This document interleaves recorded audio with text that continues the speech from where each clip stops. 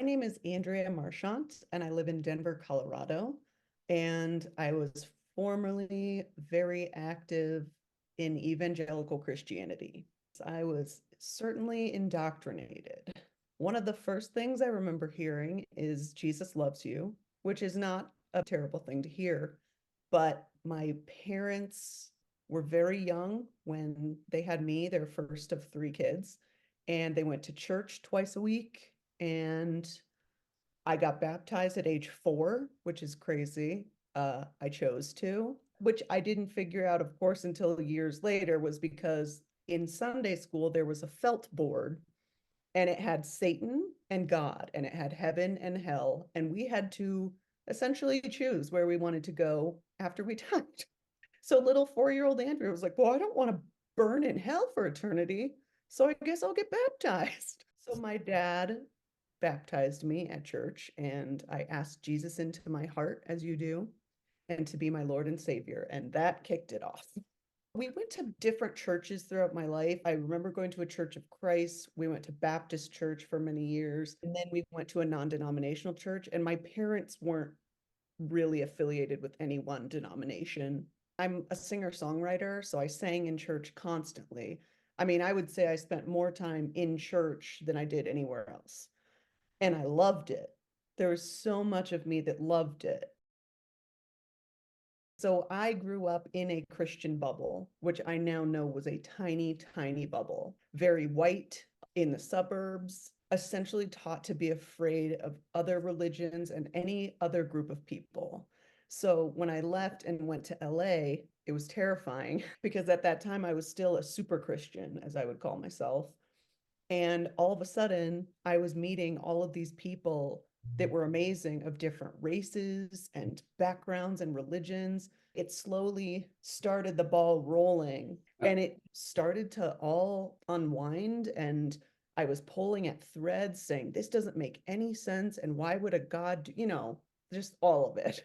Years later, I had a stalker. That's a different story, but it is what caused me to end up going to trauma therapy, where I didn't know that the bulk of my issues came from organized religion. So my little brothers, they just never subscribed to it. Truly, my little brother, he's an atheist and he was like, I don't believe it. It makes no sense. And he's very logical. And then my other brother would call himself agnostic. He's open, but he's not to religion, to the idea of there being a higher power. And so my parents were just like, I'm sure they were devastated by that, but they just kind of were like, okay, that's Mike and John's choice. So I was their hope. When I started talking to them about all this stuff, they were heartbroken, but they were also very understanding. And I'm lucky and thankful that that they didn't disown me or something, because they forced me to go to church till I was 18 and didn't force my brothers. And we've had many a talk about that and why I was the one who was forced to go and they were allowed to not go. But when they hear about the pain I've experienced and how the fear that was instilled in me has stunted me in my life, we've cried together about it. They're amazing. They're still very much Christians. They don't go to church anymore, actually. They have a home church group that they call Tiny Church. I always had a million questions as a kid, as a teenager.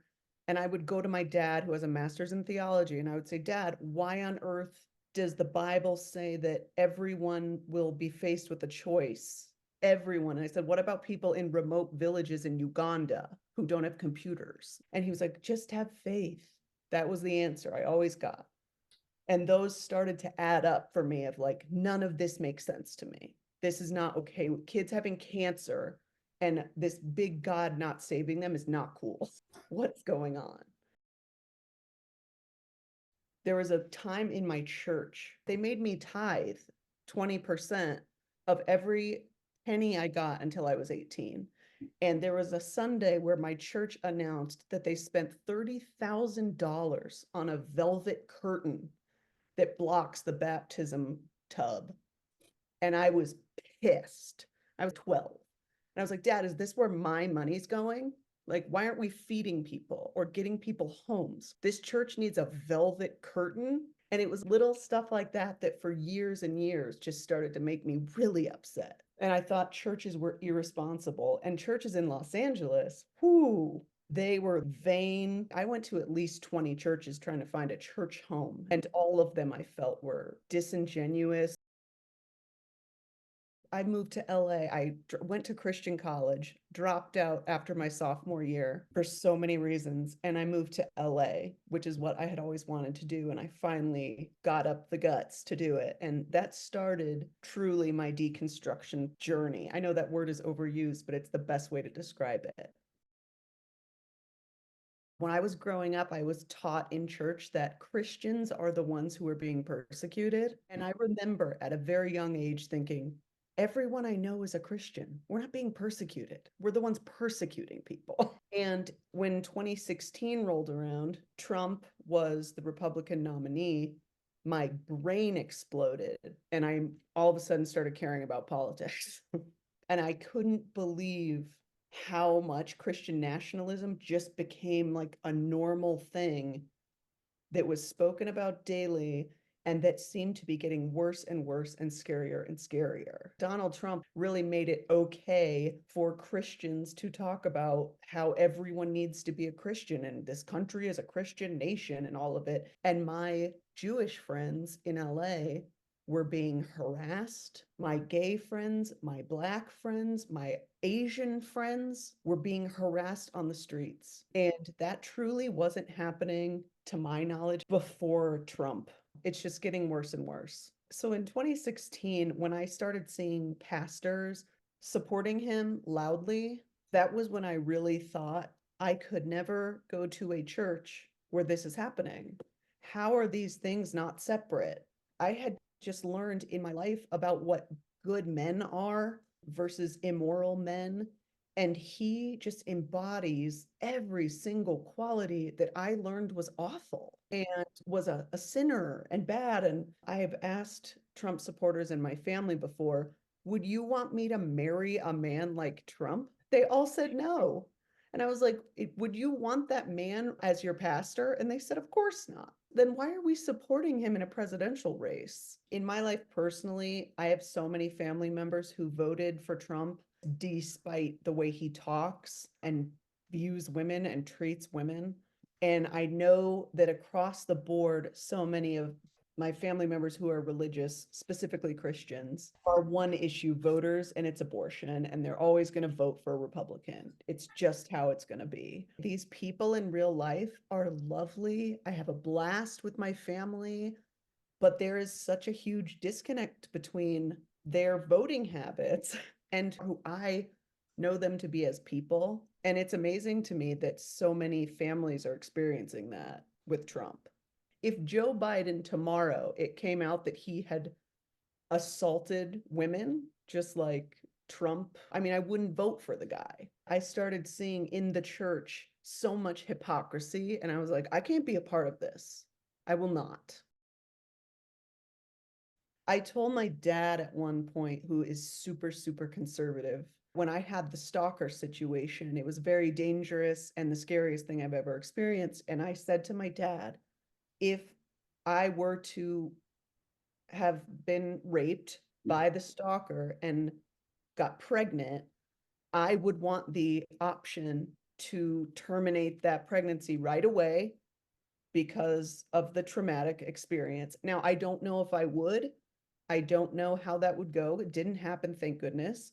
But that should be my choice. My dad was just quiet because in Christianity, you're just taught that it's murder no matter what. That's like the verbiage I was taught, is that all abortions across the board are murder. And I had to work through in trauma therapy the fact that I could lose my right and would have had to have that baby. And it just could have been so horrendous for me. And the kid, I had no money, I had nothing. I think those situations are so nuanced and complicated. And growing up in Christianity, just learning that it's black and white is doing such a disservice to people. What my dad said is that God would have had a beautiful plan for me and that baby. That's such a nice thought for someone who will not be assaulted by a stalker, Dad.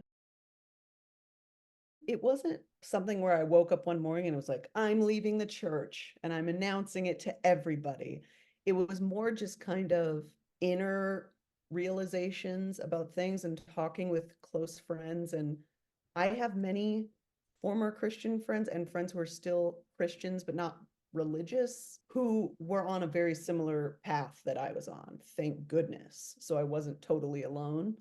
But as I would post things on social media, I would get messages from people saying, how dare you leave the faith? And how could you turn your back on God? You clearly never had any faith. And just, I would get these messages from people who I was dear friends with who didn't try to have any understanding at all. And it blew my mind. It baffled me because I've had people come to me and say, hey, I don't believe in God anymore. And I was like, I love you. Thank you for talking with me about it. That's how I would hope anyone would embrace me. I did have to lean more on other groups of friends. There were people that just unfollowed me and unfriended me, and in real life and on social media, which is fine. It was revealing to me about how religion becomes more important to someone than human beings. I was taught that it was the right religion and we had the answer. And I remember asking my dad when I was a teenager, but like I have a Jewish friend, what do you think about his eternity? And the answer was that they were going to hell. So I had all these years where I would pray for people's souls because I genuinely was terrified that they were going to die and go to hell. I was like, I got to pray for my little brother. He doesn't believe in God and we're going to be separated for eternity. And it was all fear-based garbage that was such a hindrance to my life. And I didn't save anyone's souls. I mean, my parents and I laugh about some of this stuff because they still believe a ton of it. And I now have more questions than answers, and I feel good about it. My best friend's daughter, she sang in this choir thing, and it wasn't religion based, but it was at a church, and it felt really strange just to be there. Some days I feel like I feel God, for lack of a better term. It's hard because when you've been in it your whole life and you've seen the good things that come from it, there's a lot of hope in it. There's comfort for me in feeling like there was a God who loved me and had a good plan for me. But now I don't think there's a puppet master in the sky. I lost a dear friend to cancer and it rocked my world because he was the best person I knew and he loved everyone and he loved God very much. He was a Christian, but he was very open and loving to all communities. And I believed that God was going to heal him. I was like, God's healing that one because we need him. And he died 9 months later, and it rocked my whole world. And I thought, so there's this God that I've been following and trusting and talking to everyone about my whole life, and he's going to let Will die at age 30 when he is like one of the most talented, loving, wonderful, creative people ever. It shook me. There were years where I was like, there's no God. None of this is real. It was all a lie. I don't know where I am now, other than I definitely don't believe in the God I did before. I had a day where I just started crying and I realized it's okay to have a million questions and no answers. And it was the most freeing thing for me. And I love it. I love that I don't have to frantically worry about my soul and eternity. Like, who cares? We don't know until we die what happens anyway. My grandma passed away in May, and I was very close with her. And my mom, she's like, my mom's healed now, and she's living a beautiful life in heaven, and she's so happy. For me, I'm like, who knows? Like, maybe she's dust. I don't know. I felt like I've felt her since she's passed. And again, I put that more in the spiritual realm. And she was my closest extended family member, and I loved her so much.